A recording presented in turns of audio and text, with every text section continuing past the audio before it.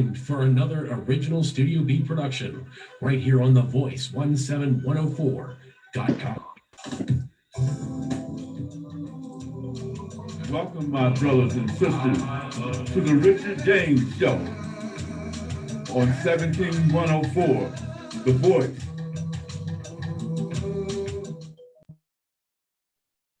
Greetings, my friends, and salutations. Welcome again to the Richard James Show. Today, we're going to deviate a little bit, and we're going to talk about African Americans in battle with skills and preparation. And we're going to lift up and honor the Tuskegee Airmen. And first of all, we want to show you something that's happening here locally. We have a picture of the Tuskegee Airmen. Let's show that picture. Yeah. The Tuskegee Airmen. Now, this is up here on 6th Street, close to Maclay. It's a beautiful, beautiful picture. Take a look at it. And I think Mr. Brian King, I think, was responsible for doing that. We want to celebrate him and congratulate him for, first of all, a beautiful work of art, but then have the consciousness and the sensitivity to raise up some of our ancestors, because the majority of these folks have passed on. Some of them are still alive, but this is a part of our history. So take a look at it. If you're driving up 6th Street, take a look at that mural. It says a lot. It's a wonderful, wonderful display representing our history, the Tuskegee Airmen. Well, today we want to talk with you about a situation, shall we say, a condition of how people deal with individual problems. And war is how people deal with it. It's unfortunate. War. In my mind, in my imagination, I say one thing, which is an old song that says, give peace a chance. War should always be a last alternative in order to deal with individual problems. Now, when I say we, African Americans, are indeed Americans. We don't make decisions on who we fight or what wars we fight, but we support our country. We're patriots, so we do things that we need to do. And this video on this program, Richard James Show, is going to concentrate in two parts on this Tuskegee Airmen. They were great. They are great. And they supported and fought for our country in the face of racism and discrimination, which, by the way, still exists. But they saw some things and experienced some things that were absolutely horrible. And just to give you a little background and talk a little bit about our people, our involvement in wars. There's been a number of wars that have happened in our country. The Revolutionary War, the one great war, which would accomplish the independence of the 13 colonies, the continental United States. And the first person up in New England, outside of Boston, that was killed in that war was a man by the name of Crispus Attucks. Crispus Attucks was the first one that was shot and killed in the Revolutionary War. And our people went on to fight on both sides, really. The majority of them fighting on the side of of independence of the Americans. But some of our folks, notably called Dunbar's Rangers. You see, the Queen of England, and we fought against the British, the Queen of England, has set up a policy where those slaves that fought for the Queen would be released and made whole and made free. So because they got that condition, they fought on the side of the British. African Americans on the side of our independence did not get that. They were slaves before and they were slaves after. But they fought alongside their masters. They fought in the war to end our war for independence. And after independence, they continued to be slaves. They continued to be abused. They continued to be eradicated. But because it was their country and they are African Americans, they fought for independence of our nation. Spanish American War, Spanish American War, the 10th Cavalry was a part of a group that fought at San Juan Hill. They called those folks the Rough Riders. Teddy Roosevelt was the leader of the Rough Riders. Teddy Roosevelt later became the president of the United States. He was a cousin of Franklin Delano Roosevelt, who later became president also. But when Teddy Roosevelt went up San Juan Hill, he was accompanied by the 10th Cavalry, who were African Americans who fought gallantly and successfully and helped him to acquire. Actually, it was quite a lot of land. In fact, many of the possessions of Spain were turned over really to this country in the Spanish-American War. We have some of the things that was formerly belonged to Spain. Puerto Rico is one. The Philippines is another. And the Philippines for a long time was under American rule until they gained their independence.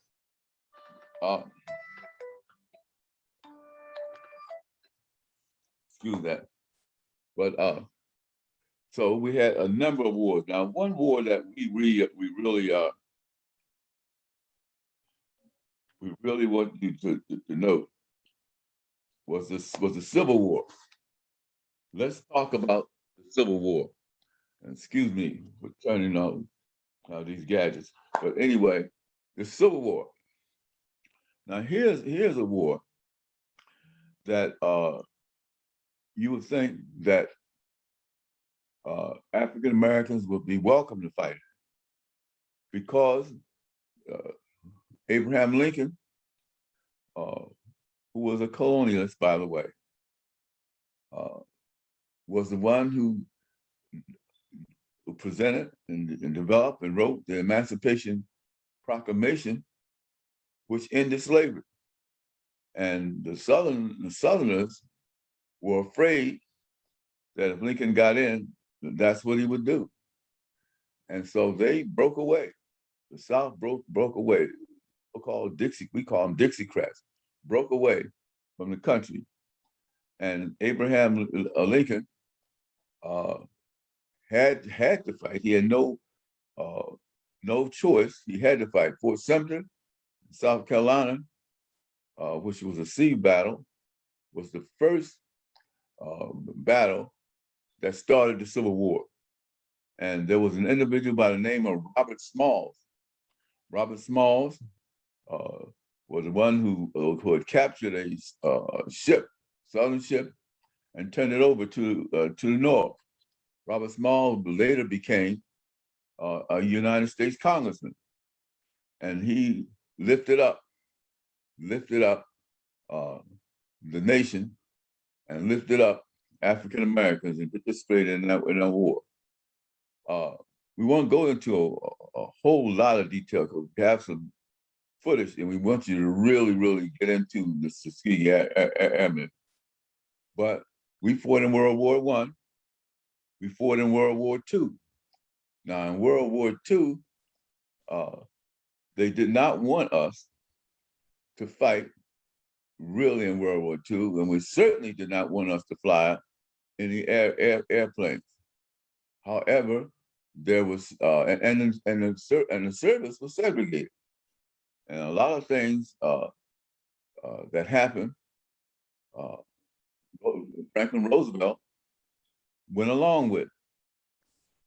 Franklin Roosevelt was a Democrat, and the racists in our party were the Dixiecrats. The Dixiecrats coming out of the South. And Franklin Delano Roosevelt felt that he needed the support of the Dixiecrats in order to maintain and to win office and to maintain office. And there are certain things that he did not do and would not do in order not to offend the so-called Dixiecrat. But at any rate, he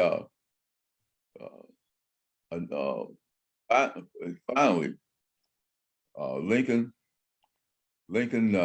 finally freed the slaves, and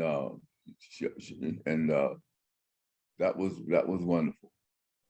Now Franklin Delano Roosevelt, as I said, did not make any real changes in the service, but later Truman made some changes and integrated the armed forces. But we want to look up the airmen. We want to look up the Tuskegee Airmen and take a look at their accomplishments. Take a look at what they happened and what they had to do. So right now, we're going to go right to the video and take a look at what happened, and we'll come back up.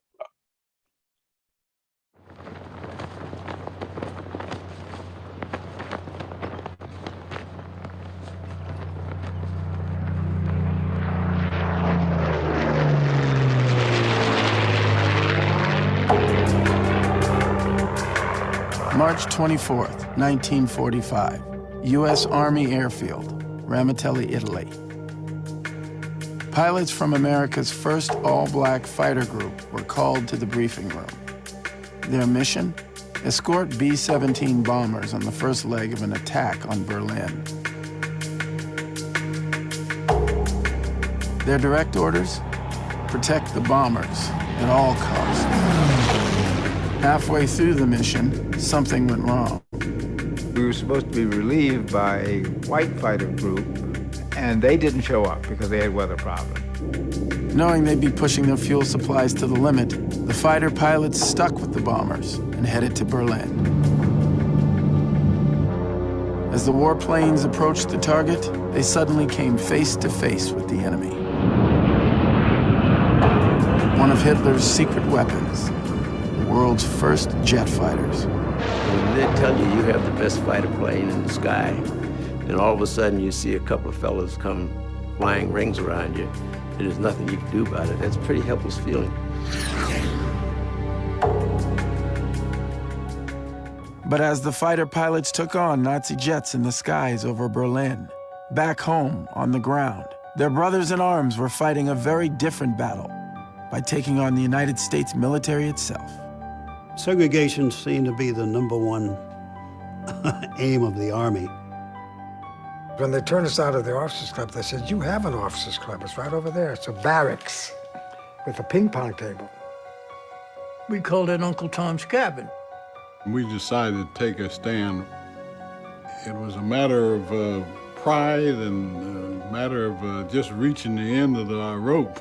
Together, the black aviators in Europe and those in America would wage a two-front war against fascism and racism and help pave the way for a civil rights movement yet to come.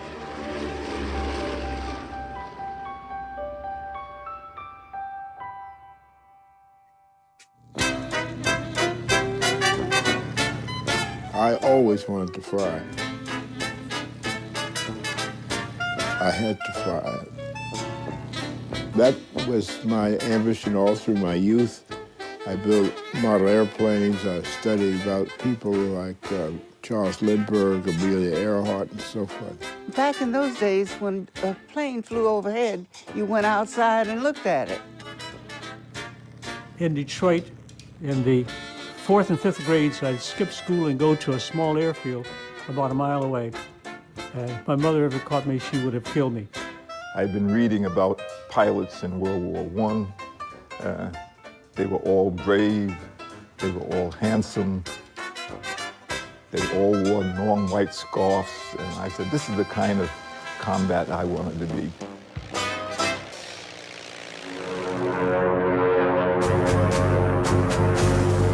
There were no romantic pilots in the air on September 1st, 1939. just a brutal surprise attack by Hitler's Germany on neighboring Poland. Central to Germany's plan for overwhelming victory was its air force, the Luftwaffe. Hitler had introduced a new concept of warfare. It was called air power. His Stuka dive bombers had caused that country to surrender for the first time with little or no land army. Hitler flies to survey what he has done, the destruction of a nation. Poland divided between the Nazi Germans and the Soviets. Good view of what attack from the sky achieved. The flying field pitted with bomb craters. Days later, Britain and France declared war against Germany. Italy and Japan sided with Hitler. World War II had begun.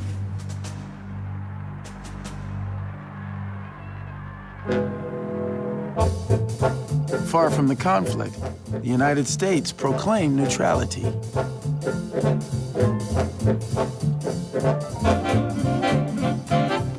But with bombs falling in Europe, Americans geared up to fight, Black America included. I believe it was my duty and responsibility, as my father did and my grandfather did, that the country's in trouble. You work with it, you do what you have to do. You can't turn your back on your own country. So we're as patriotic as anybody else. And so we wanted our chance to prove that we could do something. But for African Americans, answering the call of duty meant defending a country that saw them as second-class citizens. More than 70 years after the end of slavery, state-sanctioned segregation was rampant. And while life in northern cities was nominally better, racial oppression was a national fact of life. The armed forces were no different. They segregated blacks into separate units, overseen by white officers who assigned the men low-level menial duties. Some branches of the service barred blacks from their ranks altogether. I wrote the War Department. I wanted to know how one goes about getting into a flying training program. The first letter of rejection I received said in no uncertain terms there were no facilities to train Negroes to fly in any branch of the American military service. If you became a pilot in the United States Air Force, you automatically became a commissioned officer, which meant that you could give any white non-commissioned officer orders. For the Air Corps, it was unthinkable for blacks to command whites, let alone fly airplanes. As justification, Air Corps leaders pointed to a 1925 report written by the Army itself. The document said that Negroes were lazy, they didn't have enough sense, they had no coordination. And they lacked the intelligence to handle sophisticated type of chores, like driving tanks or flying airplanes. And even if they did, they lacked the bravery to successfully engage in combat. This is ludicrous. This 1925 War College report really reflects the racist atmosphere in the United States in the interwar period. The Klan, the Ku Klux Klan, experienced a resurgence in the 1920s, particularly violent years. It is a very reactionary period. The 1925 study, The Use of Negro Manpower in War, became really influential, and it's very unfortunate that it did because it remained influential into the late 1930s, early 1940s. The bombs of Nazi air raiders blasted this French farm, everything ravaged by fire and explosives. Scores of towns are flame-scorched rubble. Throughout 1940, the Nazi army continued its rampage across Europe. One country after another fell to German attack as Hitler spewed visions of racial superiority and world conquest.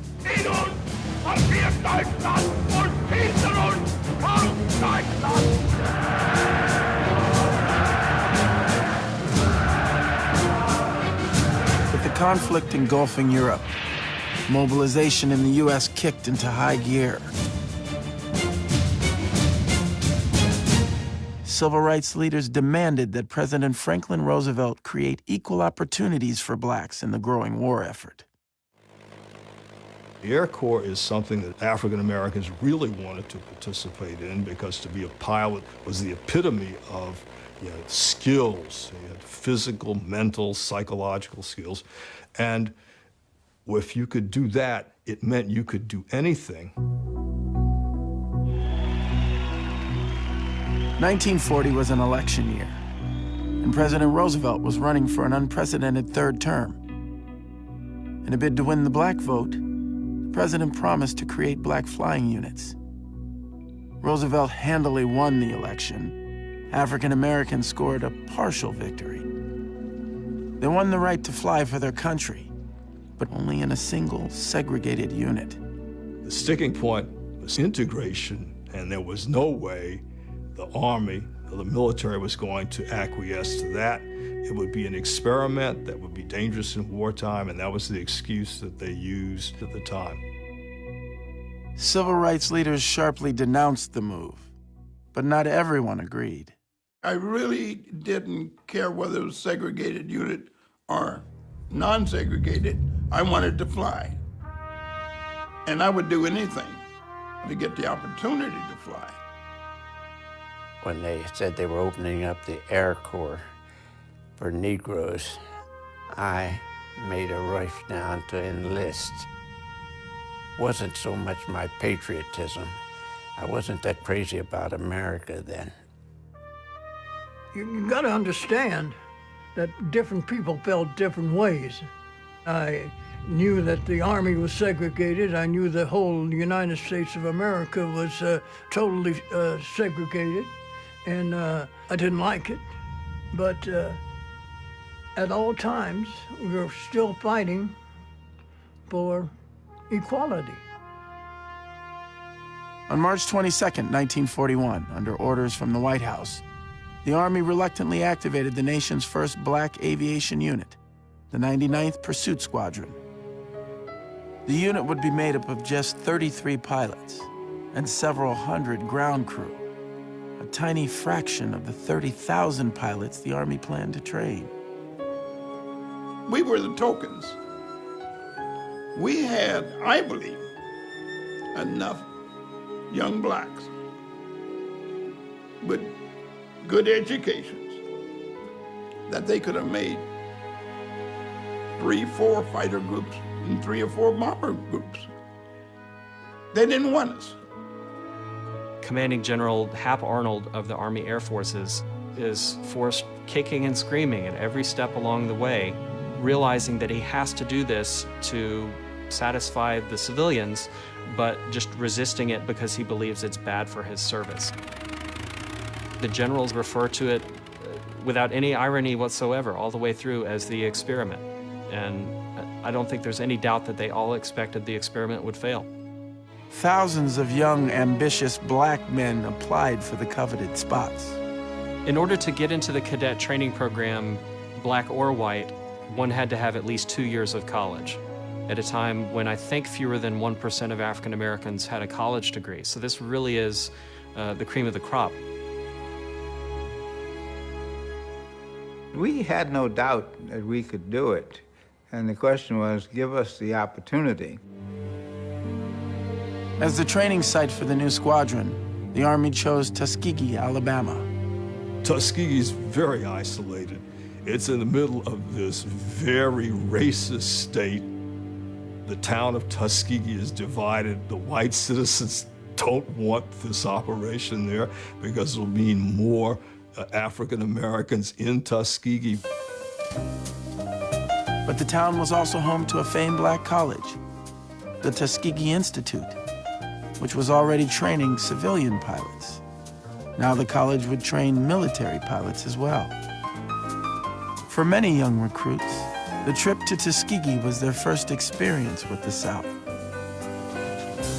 When you left states like Pennsylvania, New York, and Michigan, Chicago, going south, when you reached Washington, D.C., you had to change trains, and you were giving seats in the segregated coaches. When we crossed into Virginia, I was notified that I was in a different country, or a different part of the country, and things were different. When I got to the South, I realized that all those articles I read in the paper were true, because lynchings were common.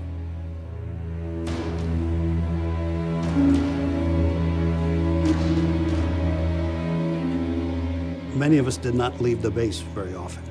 We would travel back and forth between Tuskegee Institute and Tuskegee Army Airfield. But we didn't just get off the bus or do anything. We just went from one point to the other, for the simple reason that it was like no man's land out there. The hostility of the surrounding community helped forge a tight-knit world within the training program itself. I call it a little oasis. The campus had its own theater, own drugstore, own recreation. Everything was contained right here.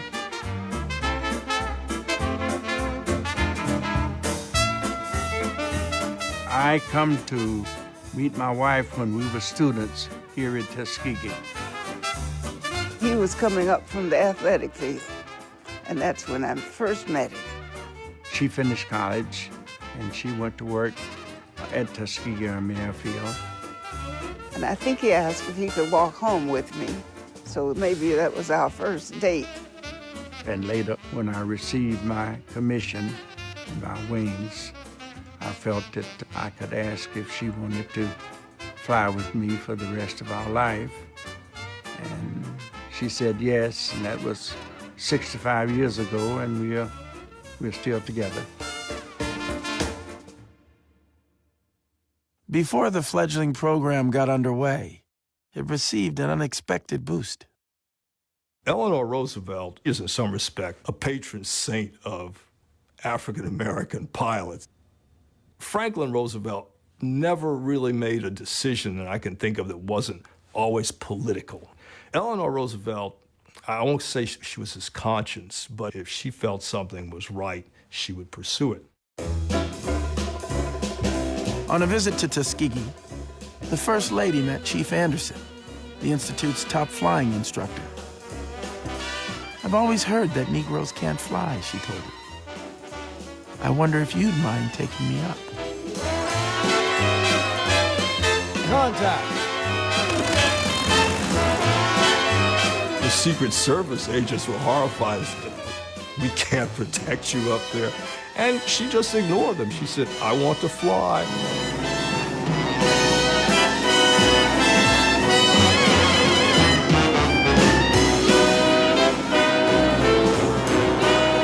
Anderson and Roosevelt flew in the Alabama skies for more than an hour. When the two landed, a photographer at the airfield snapped a shot. The First Lady took the photo back to the White House and pressed her husband to support the airmen. She remained a staunch backer from that day forward. From all parts of the country, these men have come to take the acid test. For the new recruits arriving in Tuskegee, the hard work began on July 19, 1941, as the Army inducted the first class of 13 aspiring pilots into its ranks. More classes followed through the summer. From reveille at daybreak to taps well after dark, the new cadets trained. First week, I just sweated. Then we found out who the smart dudes were, and we put them in charge of teaching us. Those of us who had a better formal education worked with others so that they would get through. So it wasn't a question of, well, we're going to make it and they're going to be held behind. It was to work together. That was one time I was with a colored group where everybody was for everybody else. I've never seen colored people so united in all my life.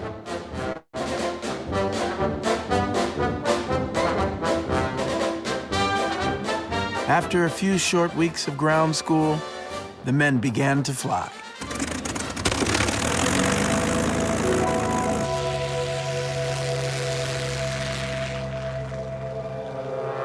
Flying itself was so much fun.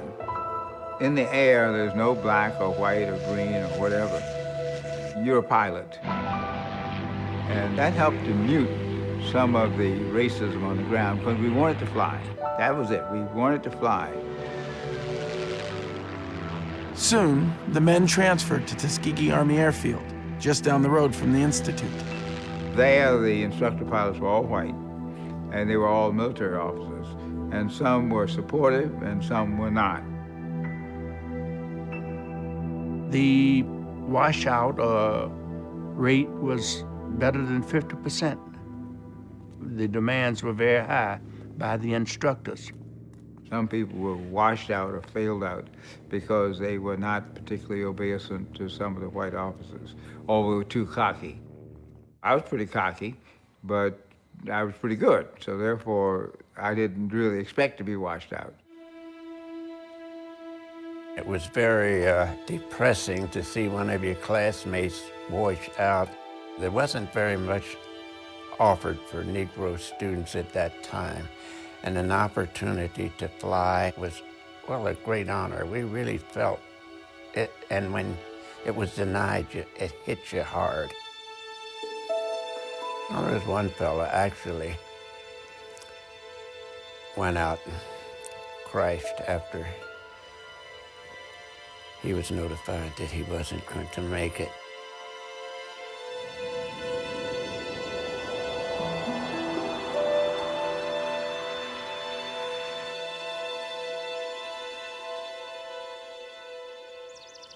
This whole community of Tuskegee was waiting and watching. It was as if they were a part of the family, and it was a family.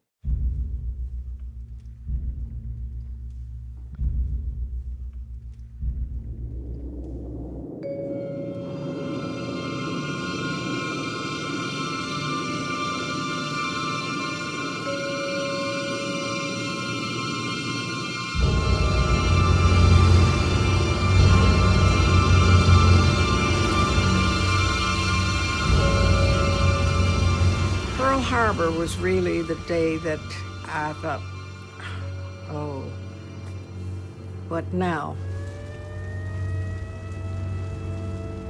Life was so uncertain during those days.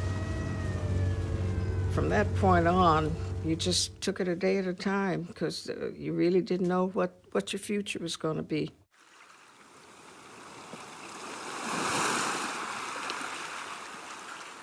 America was now officially at war, fighting in defense of democracy. A bitter irony for Black Americans. Your nation calls on you to go out and fight and die for your country, and you can't even sit down in a restaurant and eat a hot dog. It's not a pleasant feeling when you look at it in the long range and you think, what am I giving my life for? What am I volunteering to die for? In response to a 1942 survey, 20% of Black Americans said they believed life under Hitler would be no worse than the racist conditions they endured at home. African Americans have served in every war that the American colonies and the United States has fought, bar none. They served the Union in the Civil War. They rode with the cavalry in the Indian Wars. They fought in the trenches of World War I. From the very first Black soldier, military service had held the promise of equal rights. The idea was that once they had served their country in war, put their lives on the line, and served that way, it would be harder to discriminate against them afterwards. But with every war's end, no matter how valiant their service, Blacks had been denied equal rights. Civil rights leaders were determined that World War II would be different. In early 1942, the Pittsburgh Courier, the leading Black newspaper of the day, called for a national campaign to fight for a double victory. African Americans were actually fighting a war on two fronts. The standard war that everyone else understood, which was for victory over fascism. But the double V, the other prong, meant victory over racism and discrimination at home in the United States. And we wanted to demand that they give us the benefits and the privileges of first-class citizenship. And we did that because we were looking to the future and hoping that those who came behind us wouldn't have to go through what we went through. It wasn't a question of, would I support my country that is segregating me? It's my country. I helped to build this country. I was here before most of the people were here. The fact that much of the white population was prejudiced was not our fault. We knew it was going to change. We knew we could help to make it change. And that's why we did it, because it's our country and we need to defend it as well as anybody else. But someone dead set against a double victory was the newly assigned commander of Tuskegee Army Airfield, Frederick Von Kimball. Colonel Kimball was of the old school, and he believed very firmly in segregation. When he became base commander, he had colored and white signs put up around the bases.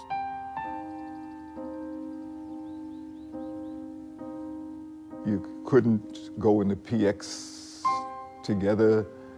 In the lunchroom, you could be separated. You were separated.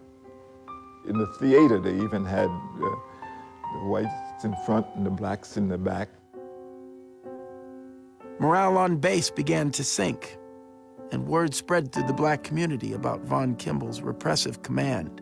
If anybody wanted the Tuskegee experiment to fail and was more preoccupied with making certain that segregation was preserved than seeing these cadets succeed, Kimball was that man.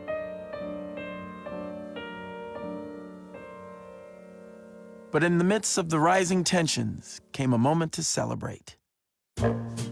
On March 7th, 1942, members of the first class of cadets defied Von Kimball and the odds to receive their silver wings. It was a real proud moment in your life when you got those wings.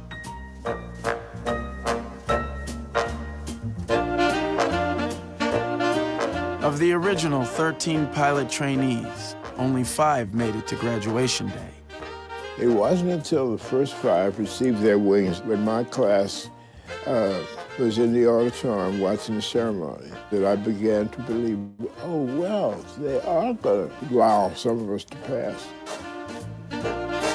Friends and family who had worked and sacrificed along with the airmen attended the graduation as well. They didn't even have a special place for us to sit. We were standing way in the back of that makeshift building. Everything was temporary at that time. George had been writing, if I can manage, somehow, we'll get married in Tuskegee. Immediately following the ceremony, the MC says, folks, wait, don't leave. We have a wedding to perform. So people just stood, and they don't even know who the bride and groom. I had no clue that I would be married that day. No veil, no flowers, just the clothes that I had for the graduation. The surprise wedding lasted just 10 minutes. And by the time we said, do you take this? Yes. And I now pronounce you, and George was gone. And because people were saying, oh, congratulate, where's the groom? The graduates had to go get in their flight suits and take off and demonstrate their abilities of flying and all. So I'm left at the altar, so to speak. It was very romantic. More graduations and weddings would follow. Soon, enough cadets had earned their wings to bring the 99th to its full strength of 33 pilots. With the squadron complete, the Army Air Forces tapped one of the first graduates to command the unit, Lieutenant Colonel Benjamin O. Davis, Jr. When Colonel Davis said, stop, you stopped. You didn't ask why. When he said stay, you stayed. You didn't ask why. When you reported to Lieutenant Colonel Davis, you better have your game face on, which meant you were dead serious and ready to operate. He was a very stern taskmaster. but he respected intelligence. He respected leadership.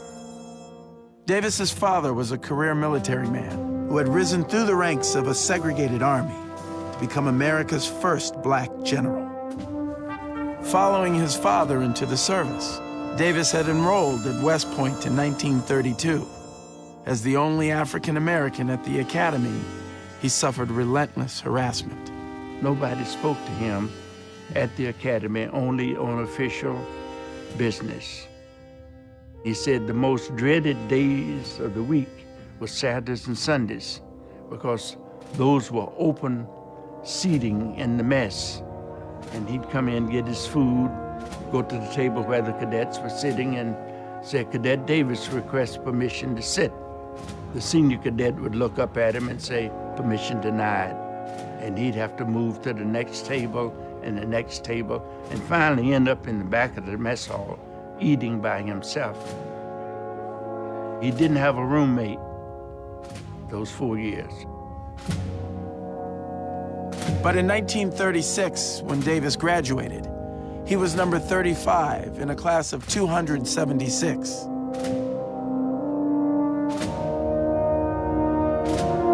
When the training program at Tuskegee was started, Davis joined the very first class. He had a quality of character that none of us could compete with. And that was pure tenacity, willpower, determination. Most of us consider Ben Davis Jr. a minor god. In September 1942, with Davis in command, the squadron was declared ready for combat. The men were put on full alert. And then the waiting began. The problem was no commander from Burma to England wanted the all-black fighter squadron. They were convinced that no white enlisted person would take an order from a black officer. As the men waited to be deployed, tensions with the surrounding white community festered. I'd been to a party one night, and a white officer stopped, "Where you niggers going?" And I told him, "We're not niggers, we're officers in the United States Army Air Corps." The guy ran back to my gun, he cocked his gun, he put it to my temple and said, "Nigger, you say one more word and I'll blow your goddamn brains out." That was the way they did things then down south.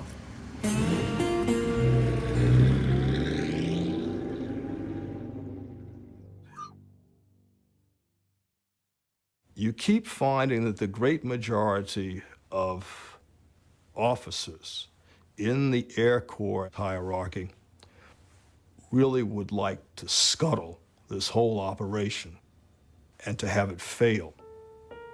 But there are enlightened individuals, white officers at every point, that would like for this experiment to succeed and are instrumental in helping it to succeed. One such individual took command at Tuskegee in early 1943. The Army replaced Frederick Von Kimball with a young colonel from the South, Noel Parrish. Truthfully, in some of our minds, he was dead before he arrived. He did get us all together and tell us that he was a new commander and that he would be fair with us. And that word was very important. And I have to admit that the man kept his word to the T. He seemed to stand up for the black people and to do what he could to make the base acceptable and livable. Parrish took down the colored and white signs on base, socialized with the men, and lobbied for the Tuskegee program in Washington. He also invited black celebrities and entertainers to the base. Heavyweight champ Joe Louis was one guest. Singer Lena Horne another. Now, Lena Horne, when she came, that was a blast. We had a dance, and she insisted on dancing with every cadet. She didn't do it more than 2 turns, but And we called her our pinup. As Parrish improved conditions on base, civil rights leaders in Washington demanded that the men get a real combat assignment. There were debates going on at the highest levels of the Air Corps with, again, Mrs. Roosevelt and others from outside the Air Corps pushing to make sure that they're given meaningful assignments so that they can prove themselves. The media kept calling for them to send our boys overseas because we had the right to shed our blood like everybody else.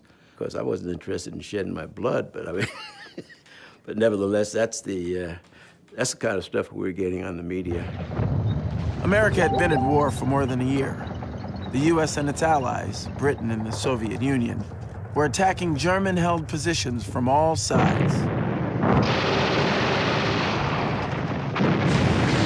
On April 1st, 1943, after a 6-month wait, the men of the 99th got the word and started packing. When they got their orders to go, the whole town, not the downtown, the Tuskegee Institute part, went out to the base, and it was like a celebration. It was a farewell party, and the whole base took part in it. There were parties all over the place. I was beginning to feel sorry for myself. The other guys had wives or sweethearts, and one of my squadron members introduced me to this young lady. She was a nurse. So I said, would you mind spending the rest of the evening until we leave? I'd appreciate it. And after knowing each other for about an hour and a half, she said to me, I think I could spend the rest of my life with you. Oh, boy. I said, where have you been all my life? And about 30 minutes after that, we got a PA notice. I said, well, that's it. I got to go now. Will you write to me? She says, I will. We were glad that they were finally going to get an opportunity to prove themselves, but there were as many tears as there were smiles of joy. The men left Tuskegee the next day, bound for North Africa. Perhaps in combat overseas, Benjamin Davis wrote, we would have more freedom and respect than we had experienced at home. 10 months from our activation, we arrived at Casablanca, North Africa, was assigned to the Desert Air Force, started our combat orientation and indoctrination. The first enemy the men encountered wasn't the Germans. It was their new commanding officer, Colonel William Spike Momeyer. Spike is a perfect name for Momeyer because he had a reputation for being one of the most obnoxious Air Force commanders ever met.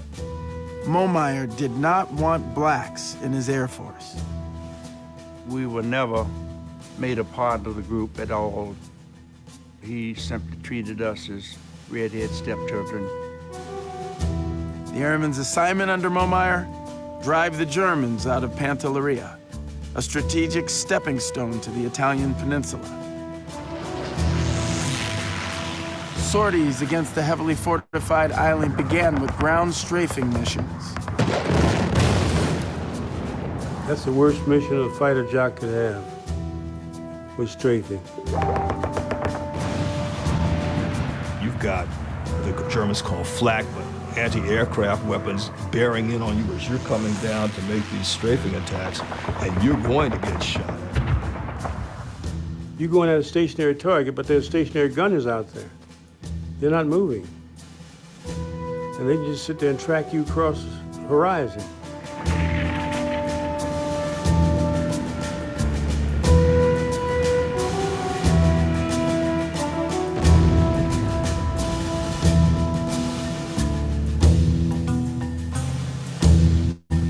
The planes the men had to fly made the job all the more difficult. That P-40, it had so many faults. Speed, it didn't have much of, about 200, 250 miles an hour. And it just didn't have the power. The P-40 was obsolete by World War II, in particular in the European theater, the Mediterranean theater, but that's what you had. And so somebody had to fly them, and they invariably got hand-me-downs, which made it even worse. But the 99th held its own.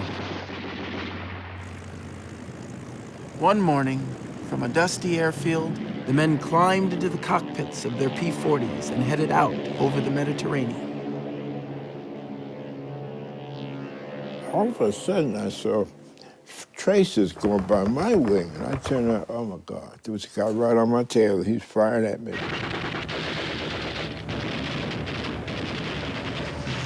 So I knew I was in trouble. After firing a few machine gun bullets at me, then he started firing his cannon, and I could see puff, puff, puff, bang! It hit my left wing. The airplane shuddered. It didn't go down, but I knew I'd been hit. And so I prayed. I said, Lord, help me, I'm in trouble. And sure enough, I saw one of the P-40 peel out of the formation, came around behind the German, behind me, and started firing his gun. The German broke off his attack. So it was a sort of a moral victory. I had survived my first baptism of fire. In just 2 weeks, air power alone brought Pantelleria to its knees.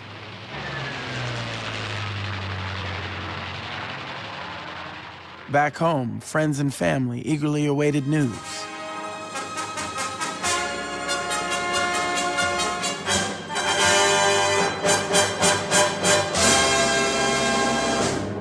At a supporting airfield, I was out there at the movies, and the newsreel came on, and guess who I saw? I saw him. men of the 99th have a brilliant record. I was just, I couldn't believe it. It was the members of the 99th, and they were all walking around like real people on the screen. And I jumped up and went out and had hysterics. I just couldn't stand it. I was so devastated.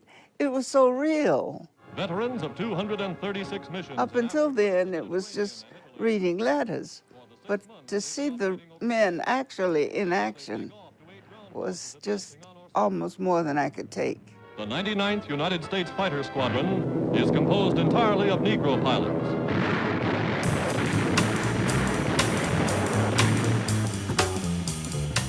Bowing to determined steady pressure from civil rights leaders, the Army activated 3 more fighter squadrons. And in a major breakthrough, an all-black bomber group. Initially, the Air Force had shied away from having African-American airmen fly bombers because it would mean a much greater investment. At this point, we're going to move ahead. You've seen the first half of this video, a lot of information, and we will do the second half of this video next week. My interest in terms of this video is very clear. I had my father, Richard James II, fought in the Second World War, by the way. He was in the Navy. He was on a ship.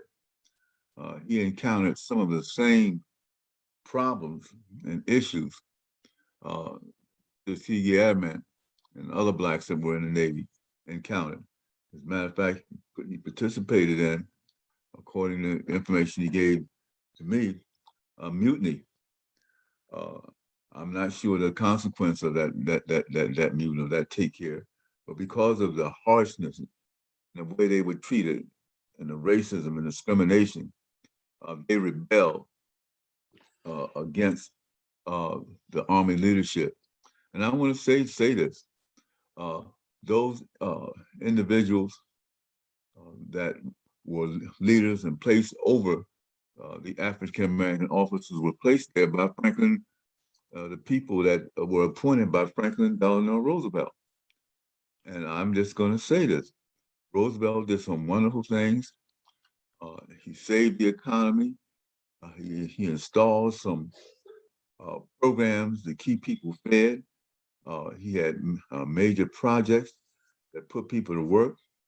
And because of war itself, industry started sputtering, working, and employ people. So he did that. But one thing that he did not do is offend the so-called Dixiecrats in his party. And he was a Democrat and they were Democrats.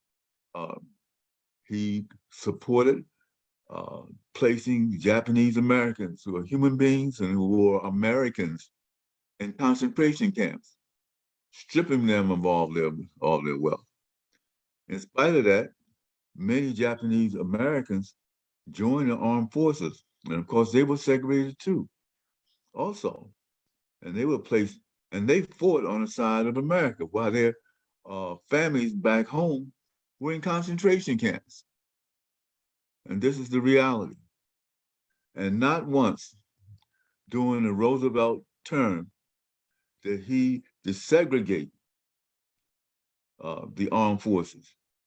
The Tuskegee Airmen who fought gallantly and were praised by other countries. France, for example, who wanted to give awards to these men because of their bravery and because of the things that they did, were never lifted up by this country. As a matter of fact, when many of these soldiers returned home, they returned home to racism and discrimination and homelessness. And we're going to continue this because there's more to the story. You need to see exactly how these individual African-American pilots perform, and how the press and how this country portrayed these individuals. You need to see that. And we're going to do this is a two-part series. And next week, we're going to continue this video, and we're going to continue the second half of this video to give you that information. Well, we're coming down to the final hour of our show. And one thing I will remind you again, if you're in Harrisburg, Pennsylvania, because our show goes all over the world, but if you're here in Harrisburg, traveling up 6th Street, near 6th and Maclay, look at that beautiful, beautiful mural that's there, that's memorialized and dedicated to the Tuskegee Airmen. It's a wonderful kind of thing. Don't forget it. There it is again. Beautiful piece of art, beautiful piece of history, our history. And I'm just thrilled that some of our folks locally are honoring the Tuskegee Airmen. Okay, there are some of the airmen that you can take a look at. Now, near the end of the show, and we always try to lift up our business, African Paradise. Again, we're still located in the Lebanon Valley Farmers Market. Here's another picture. You take a picture, you'll see oils, you'll see clothing, you'll see original oil paintings, and we continue to and we're getting into the Christmas season. And here's some Black Santa Claus, and on the far right you see a beautiful mask from the Ivory Coast. All of these things are for sale, and I do this because I want to share you the history and the legacy of our people. And it all began in Africa. Look at the giraffe. Look how tall that giraffe is. That can be yours. Low price of $70. That can be your giraffe. Things are reasonable in terms of cost and in terms of price. We have djembes, drums, beautiful drums, handmade, hand carved, and so you can get your drum at Lebanon Valley Farmers Market, and we encounter bigotry and racism even in Lebanon to some extent, but that's just the way it is. But we also are very, very appreciative of the kind of support and help that we get from the owners of the farmers market. and from the other vendors. It's a wonderful place. A lot of things that you can do if you go down to Lebanon, and if you do this. Very, very, very important. We'd love to see you. And by the way, it's a very simple place to get to. If you leave Hershey and go up 422, that will take you right into downtown downtown Lebanon. You can make a turn on 9th Avenue, and then that'll put you right at the market. It has all kinds of things: produce, poultry, wonderful steaks, different things that you can purchase at a very reasonable and minimal price. I want to thank you again for supporting the show. I have to mention again that, as I said, I'm the last surviving member of my generation of my family, but my father and my brother Curtis participant in the military. I want to say something else to all you folks. They now have a vaccine for this virus, coronavirus, that's killed over 5 million people throughout the world. This is a real thing. And some of the folks are caught up in their own ego. And I've recently learned that in my family, 2 of my grandchildren caught the virus. And my son, I understand, is doing a wonderful job in taking care of them. One of my grandsons got very, very ill. They go back to school. They're mingling, people mingle with other people. And there was no vaccine that the kids could take. They would have to wear a mask, and in some of these places, the masks were optional. But take the virus seriously. I want to congratulate my son for doing a wonderful job and taking care of his too. And I want to say to those who haven't get a vaccine, don't be foolish. Don't take a chance with your life. It's safe. My wife and I have taken shots, and we continue to be healthy. And I hope we continue to do that. But take care of your families, take care of your life. And so until we meet again, until we see you again next week, and we're going to continue our series on the Tuskegee Airmen and Blacks involved in battle, their skills and their preparation. Until we see you again, love to you all, and take care, and so long.